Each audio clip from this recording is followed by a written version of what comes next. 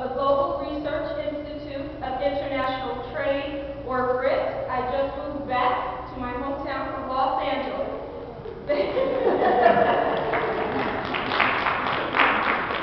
So I look forward to sharing all of the things that I've done with you by traveling all over the world, dealing with international trade negotiations, and bringing that to the Los Angeles business community through my organization, GRIT.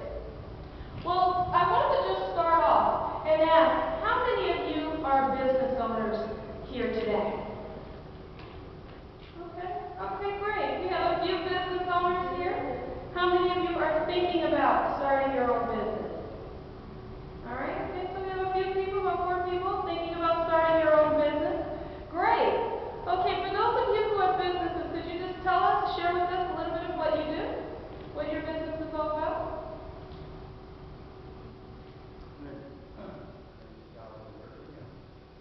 Artists, I paint portraits as well as religious paintings, and I've been at it for about 25 years. Okay, so we have, oh, go ahead, I'm sorry. I graduated from USC School of Fine Arts. Mighty Trojans. Okay, so we have an artist here. Go ahead. Chris Jones, architect, President Northeast, graduate of the University of Texas, and lives in California. Okay, great. So Chris Jones, an architect.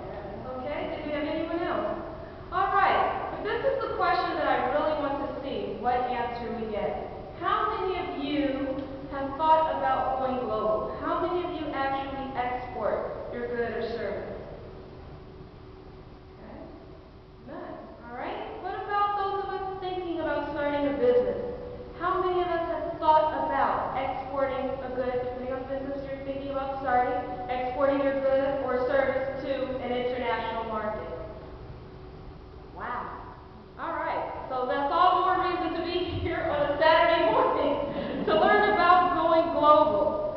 Well, let's just look at the trend. One of the things, or the reason that I put this seminar together, and of course this was developed into other workshops and consultations, and the whole motive behind this particular organization that I've started, the Global Research Institute of International Trade, is to let business owners become aware of what they are missing out in terms of opportunities in the global market. Now, as was mentioned earlier, I was teaching in North Carolina. I was an associate professor in North Carolina in Greensboro.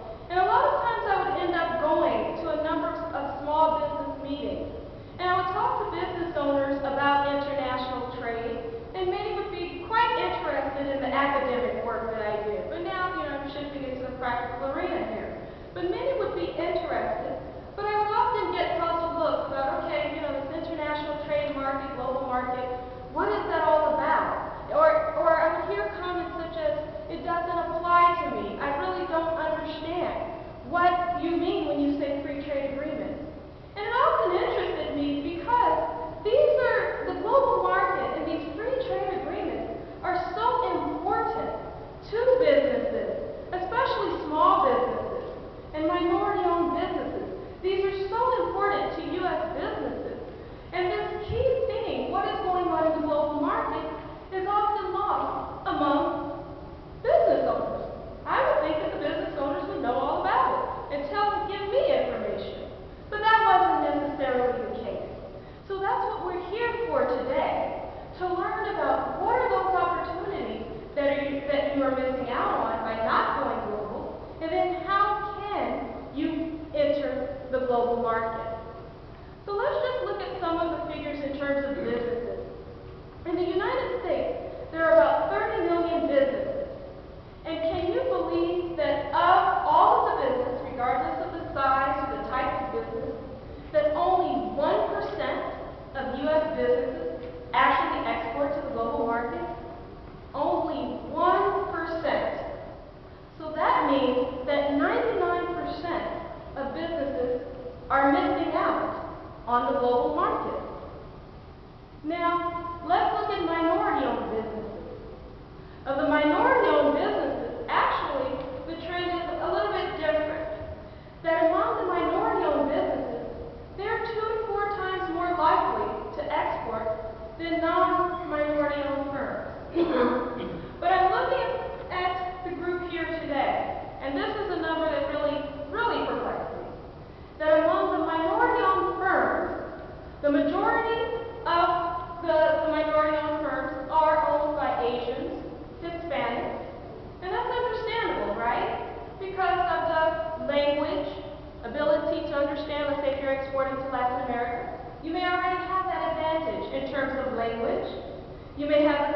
ties.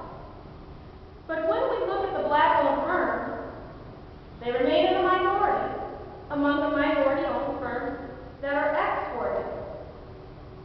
So that's something to think about. Where are we? Why aren't we exporting? Why aren't we taking advantage of opportunity?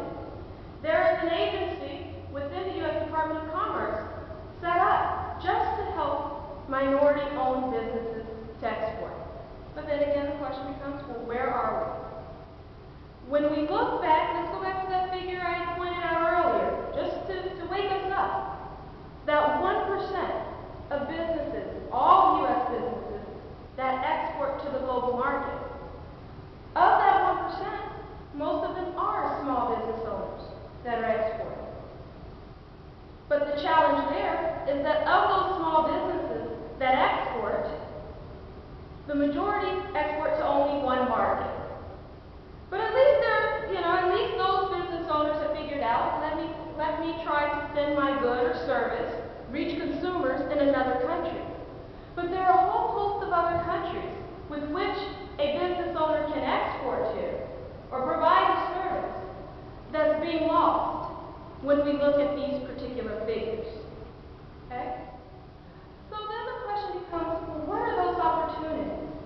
Now let me just clarify. I'm not just saying get out there and just export to any market, because there are a number of challenges with exporting. My goal here is to focus mainly on those markets or those countries with which the United States has signed a free trade agreement. And so this is where I would, the eyes would glaze over when I would talk about free trade and get all excited about the technical aspects of free trade agreements. Okay? And even though many business owners, as I've heard, and I don't know if some sitting here may have thought the same thing, this really doesn't have anything to do with me. But in fact it does. When you're talking about free trade agreements, because these are trade deals that the United States has negotiated, signed, and implemented to provide your business special access into other markets. So that's the one thing. So that's the main thing that I'm focusing on. Those markets with which we have special access as a result of these free trade deals. Then also, has anyone heard of this thing called the National Export Initiative? Yes? Okay, good. All right. We have a couple of people. Anyone else? Okay, the National Export Initiative was announced by President Obama in 2010 in his State of the Union address. And the whole goal of the National Export Initiative is to double exports by 2015. Okay, so you're in the environment, not to say that it just started with this current administration, but there is an environment to help businesses, to promote going global, to promote global competitiveness. So now is the time to think about it and to act. To get started as a way to grow your business and to expand to the global market. But let's look at what are those opportunities. Let me be a bit more specific, because I keep talking about opportunities and saying that you're missing out on a number of opportunities in the global market. What are those particular opportunities that your business is missing out on? Or if you plan on starting a business, if you don't consider this, that you will miss out on. So there are three opportunities that I'd like to highlight. The first one I've already referenced, special access to other markets. Okay, again, I'm not saying just go out and export to China or export to Brazil, say a country that we do not have special access to. Because then you'll come back, Dr. Jackson, you've encouraged me, you've persuaded me to export, now I'm finding it very difficult to enter into Brazil's market. And I don't want that. Okay? Because we do not have a free trade agreement with Brazil. We do not have a free trade agreement with China. I am talking specifically about those countries with which we have a free trade agreement, and as a result of that trade deal, it gives you special access to these markets. So that's the first thing that you're missing out on. And by exporting, you'll be able to take advantage of that opportunity. Regarding the free trade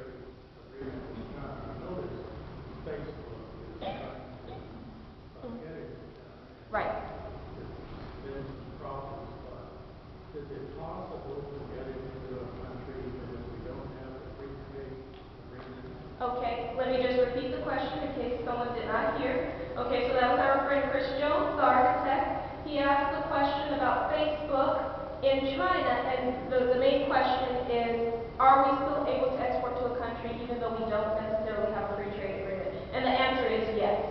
Okay, yeah, the answer is yes. You can still export, there just might be a bit more difficulties. However, when you're talking about China, again, China is a part of the World Trade Organization.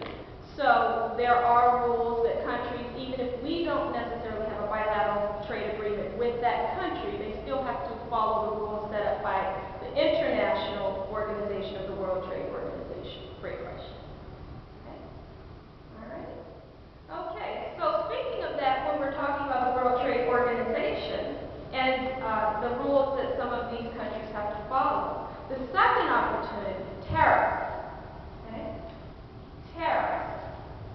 Tariffs are taxes that you will have to pay to send your good to that particular market. Now, what advantage you get by trading with those countries with which we have a free trade agreement is that the whole goal of free trade agreements is to reduce tariffs or eliminate them altogether. Meaning that you know, when you hear the phrase zero tariff, that you don't have to pay those taxes on that good that you export, let's say, to Mexico. Now, I use Mexico. We have the North American Free Trade Agreement, took effect in 1994. Okay, so if you're exporting a good to Mexico, as a part of that particular agreement, let's say you're exporting clothing, you don't have to worry about paying taxes on what you send into that particular market, and vice versa, you know, for Mexico sending their goods to the United States. So that's the second thing that you're missing out on. And you know, as business owners, we're all concerned about the bottom line, functioning efficiently, correct? So the last thing you want to have to do is pay taxes to sell your goods. Doesn't make any sense. So with these free trade agreements, those countries with which we have signed a free trade agreement, you're able to export your goods to a country without having to pay those taxes. And then the last thing are the quotas. A lot of countries, the same with tariffs, a lot of countries put in place tariffs or quotas as a way of protecting local producers from foreign competition. The same thing that you hear about here in the United States, particularly with manufacturing. We can't compete against lower cost producers. We need some kind of protection so that we can make sure that we don't lose jobs, that we protect the companies in a particular industry, things of that nature. Well, other countries have to find that they have to do the same thing. So in order to protect their producers, they establish quotas. Quotas are a limit on the amount of a good that can enter into that country. But as a result of the free trade agreement, the whole goal is to either eliminate those quotas or allow countries with which, let's say Mexico and the United States, allow a higher amount of that good to enter into the country. So those are the three opportunities as business owners, by not exporting, that you are missing out on. The special access to other markets, thus reaching consumers in those other markets, the ability to send a good without having to pay tariffs or taxes, and the ability to send a higher amount or an unlimited amount of that good to another market. So as a result of missing out on these opportunities, your business is missing out on profits. Because that's the main thing, right? As business owners, you know, to do good and all that, but as business owners, you're also trying to generate revenue. So as a result of missing out on these opportunities, you're missing out on an ability to grow your profit. So by exporting, you're able to take advantage of these opportunities that's provided by the U.S. trade policy, these free trade agreements, and increase your profits. All right, that all sounds good. Okay, but I'm the typical academic. I always need proof, I need data. I'm always asking more questions. So the next question is, okay, well, how do you know that this necessarily will increase my bottom line? So this is where we look at a number of surveys. Surveys of business owners, of over 1,000 business owners. Surveys conducted by the U.S. Census Bureau.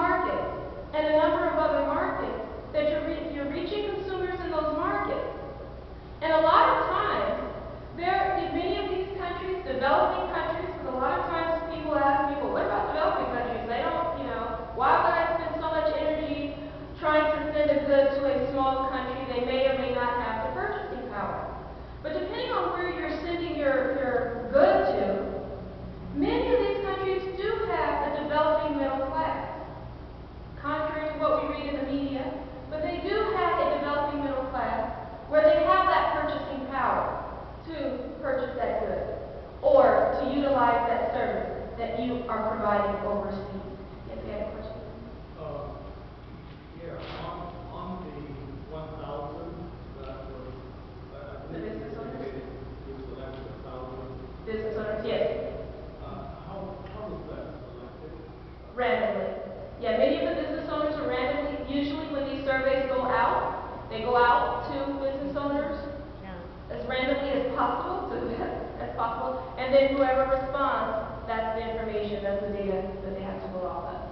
Good question. Okay? All right. So that helps us to understand how exporting helps your bottom line.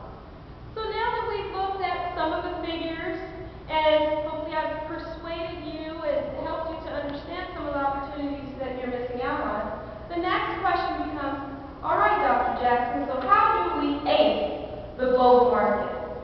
How do we start to go global in order to increase our profits?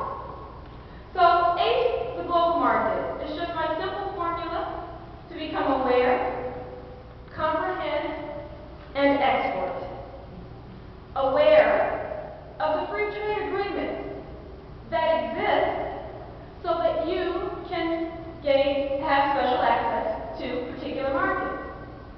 Currently, the United States has free trade agreements with 20 countries all around the world. Africa, Asia, Latin America. 20 countries. So that's special access that you have to 20 additional countries outside of the United States.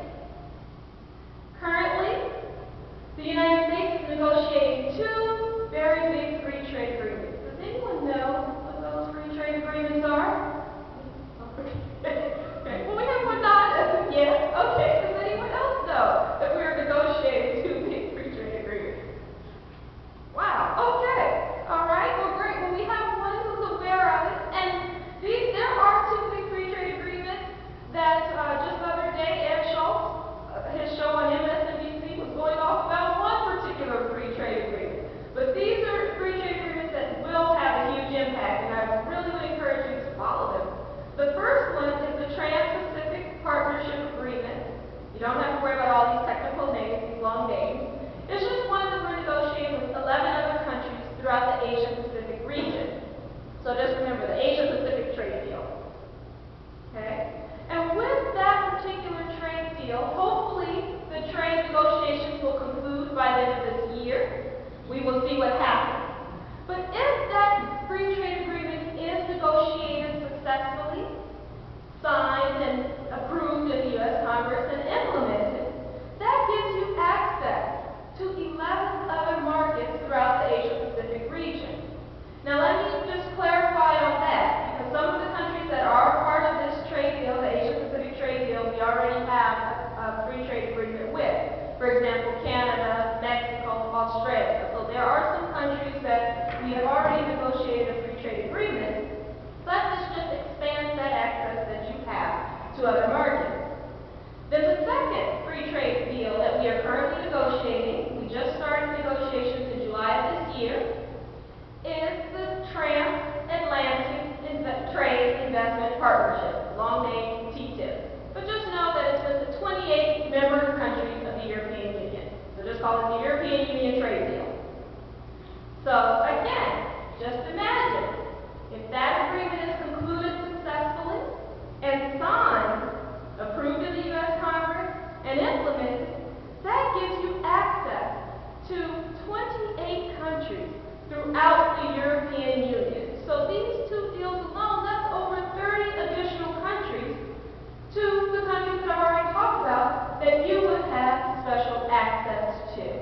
So that's the first part of this ACE formula, to become aware of the free trade agreements, what is happening with respect to U.S. trade policy to open up access to other markets and to make it easier to enter into those particular markets. Then the second part, comprehend.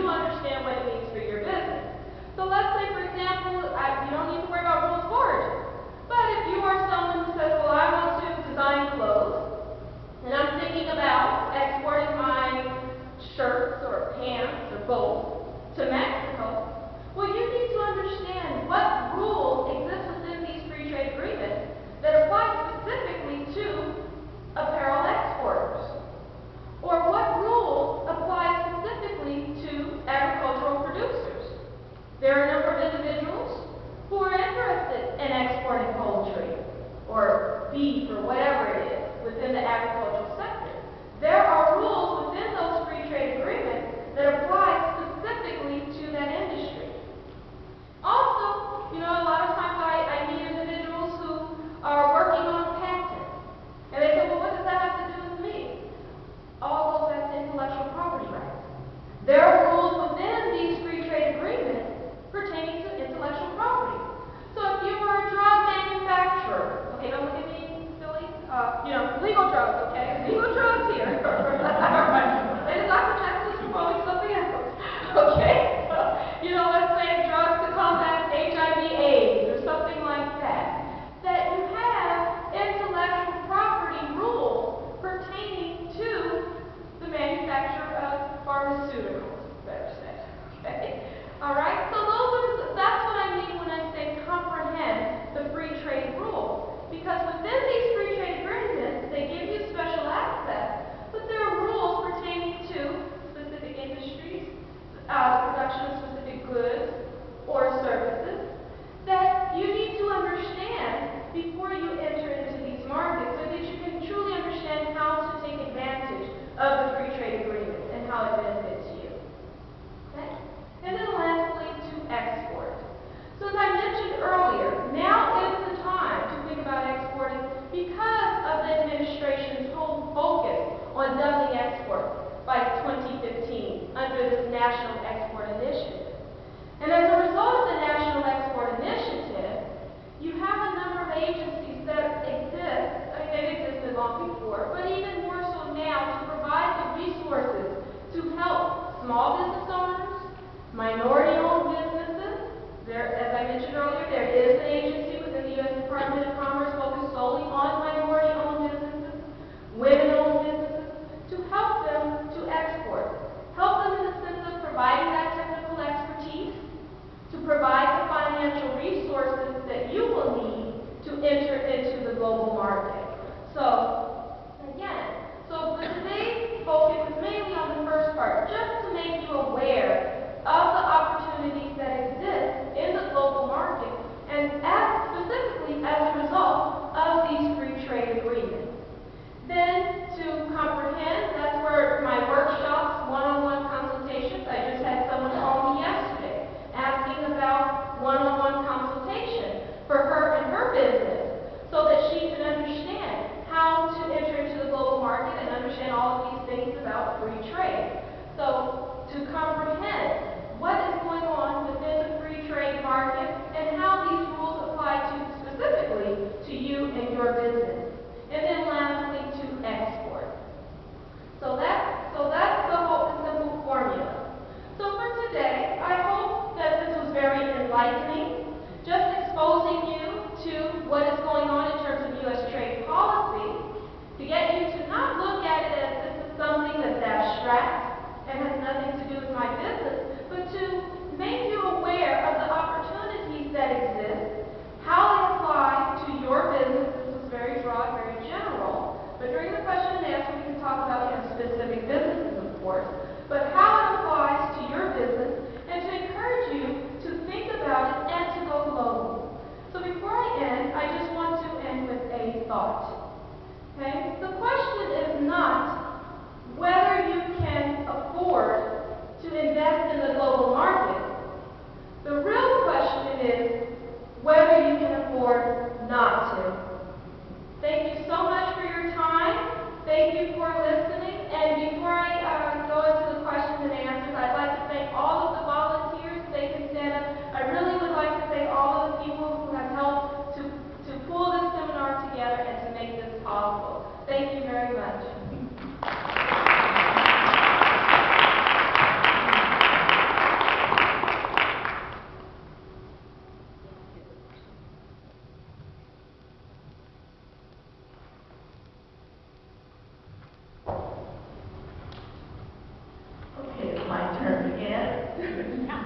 Before we come with question and answers, I just want to call your attention to the evaluation form that's in your folder, as well as the testimonial.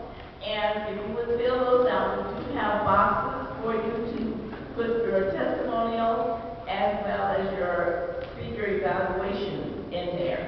Also, I want to call your attention to you still cards in your folder as well. This is Dr. Jackson's little blog, and you can subscribe to free and receive update emails via this number on here where it says www.internationaltradeexaminer.com. You go to that on your iPhone, iPad, whatever you might have. Number one, you can enter your email address and go to your email where you will receive a confirmation message. And third, click on the confirm button to complete your subscription. So your evaluation can be anonymous. In your testimonials, if there are some that want to go online, be photographed with your testimonial, see Dr. Jackson at the end. So those are things that I wanted to call to your attention for after the question and answer. Do you want the question and answer now? Yeah. Okay. So now we'll go through question and answer. I think Dr. Jackson is another hand. I remember her as a little young person. And for her to stand here and be so professional, I am just so proud of her. Okay, so we'll go with question and answer. So you will hold your hand and please stand so that everyone can hear your question. Yes, Dr. Jackson, I enjoyed your speech, your talk. I have a question. What is your fee for personal consultation? Okay. The question was, what is my fee for the personal consultation? Well, that depends on, there is a form that I have where anyone interested in a one-on-one consultation or a personal consultation will complete that form, and the fee depends on exactly what you need, the type of business, and things of that nature. So I can send that to you, and then we can discuss further in terms of my fee plan. How about the workshop so you can comprehend? In terms of the workshops, that is also listed on my website, www.grit.org. And then again, with the workshops, that's going to depend on how long the workshops are going to last. It varies depending on the length of the workshop and exactly how many people I'm going to be speaking with, what the exact focus is to determine the price.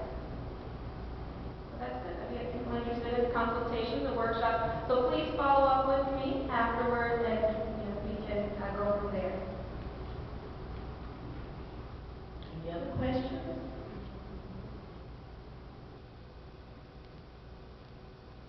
And she's also going to be available when we're doing refreshments if you're too shy to ask questions. Could you please stand so everyone can hear your question? Are there certain business industries that have a bigger advantage of taking advantage of the global market than other business industries? Good question. So the question was about the particular industries, if any industries have an advantage, greater advantage compared to others. I would say that a lot of times people think manufacturing, but not necessarily services, kind of get left off. So it depends on the particular market that you're going to and how much competition there is in that particular market. So a lot of times when we're talking about free trade, there's such a heavy focus on manufacturing. However, within these agreements, and that's what I was saying, a lot of times it's left off, that there are negotiations pertaining to service industries. So if you're, let's say, legal services, for example, it's amazing how many law firms have gone global where they're dealing with the issues of intellectual property rights to prevent corruption, fraud, those types of things. So you do see in the service industry where they're actually growing and taking just as much advantage of these free trade agreements as, say, an apparel manufacturer. Did that answer your question? Yes. How can a company say, a film business, motion pictures or video companies, how can you make that work over there in other countries without getting ripped off? Well, that's where many of the law firms come in. And that is a question that I get a lot, especially when you're talking about the entertainment industry or the arts and things of that nature. So what happens is, like through GRIP, what I do is I put you in touch with the proper agencies where that is their niche, that is their focus, so that you will be working with lawyers that are familiar with that particular country that you're interested in going to, and that truly understands the rules and regulations in that country so that you can protect yourself. So, but one of the things, and there was just an article 2 days ago that came out about the large number of law firms that are taking advantage of these free trade agreements to protect producers, film producers, or whatever it is, artists going into these other markets. Yes, you also participate in trade yourself? Yeah, well, for my academic research, so I don't participate in the negotiations, but where my background comes in, I served as a consultant first before the academia. I served as a trade policy consultant. So I had an opportunity, both as a consultant and as an academic researcher, observe free trade negotiations. That's what I write about. But when I was a consultant in the Washington, D.C. area, I worked out of the trade hub in Southern Africa, also the Eastern Caribbean. I could speak another language.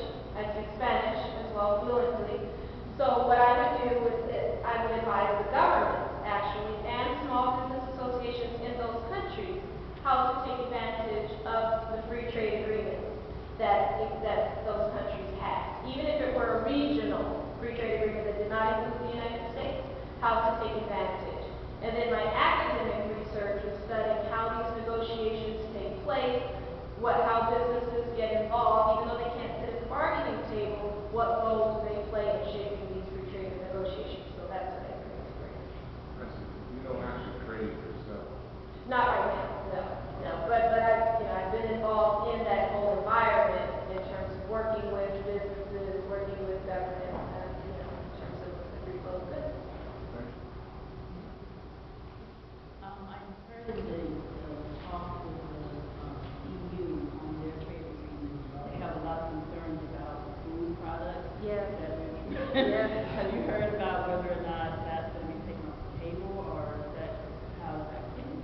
Okay, the question was about the trade deal with the European Union that I talked about earlier, that the challenge to that trade agreement or the negotiations that deals with food, trade, really with agriculture. And that's nothing new. Many of the trade agreements that often happens. And so the question was, do I think that agriculture would be taken off the table, or trade in terms of food products would be taken off the table? Honestly, no, because this has happened with the World Trade Organization. It's always a sticky point in a number of the free trade agreements. Currently, Canada is negotiating with the EU. Their agreement, which was supposed to be completed by June, is still going on, but finally they're making progress because they reached a deal pertaining to beef. So I don't think that it's going to be taken off the table. I just think it's going to drag the whole process out. Very good question. Questions or comments? The European market. Please, Dan. The European market, how many countries are roughly part of that? 28. 28? Yes, 28. Include the Scandinavian countries in the market? Yes. So that's 28 additional markets. I would like to say you're doing a wonderful job. You are an outstanding speaker, and you're going to help a whole lot of young people, because there's a lot of young people are looking for work. And they join up with you, and they'll be going somewhere just like you are. So we enjoyed everything. Thank you very much. I will be hiring soon. As we expand, Any other questions? Is there any general amount that it takes, excuse me,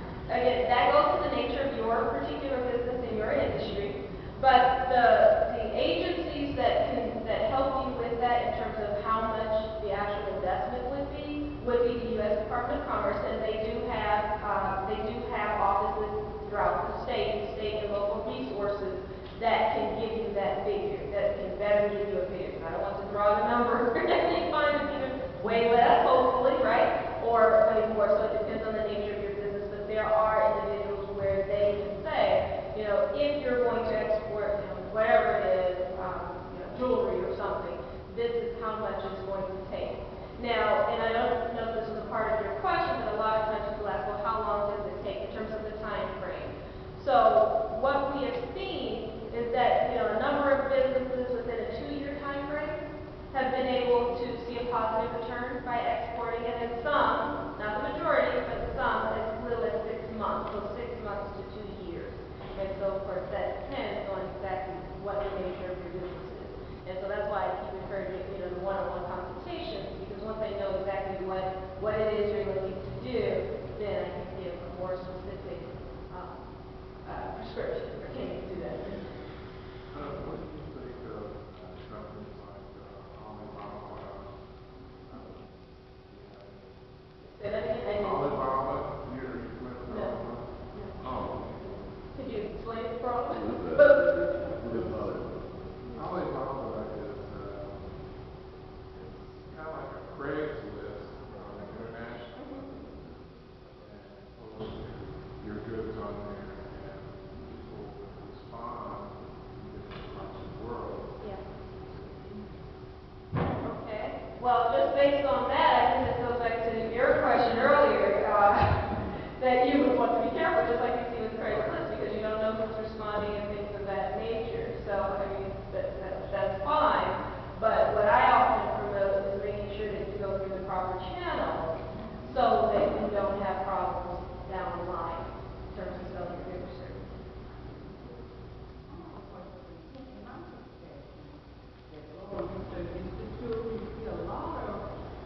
Human rights businesses, Yes, that's they're it. coming here, and that, and most African Americans specifically do not realize that, like, there's a lot of these people get here.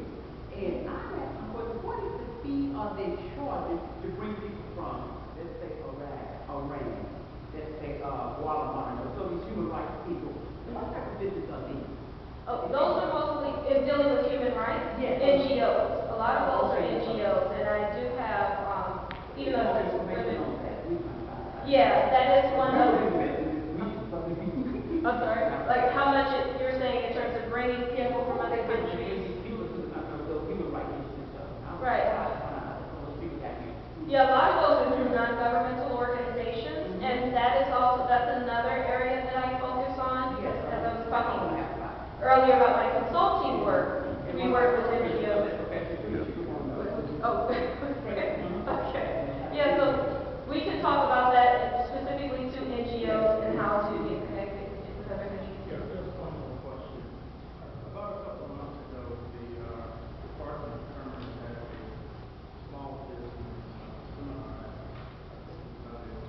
Los Angeles City College, and it was basically for the minority faith-based organization. And there were several, a good number, maybe close to 1,000 people, with some pastors and of the area. We met some of our guys.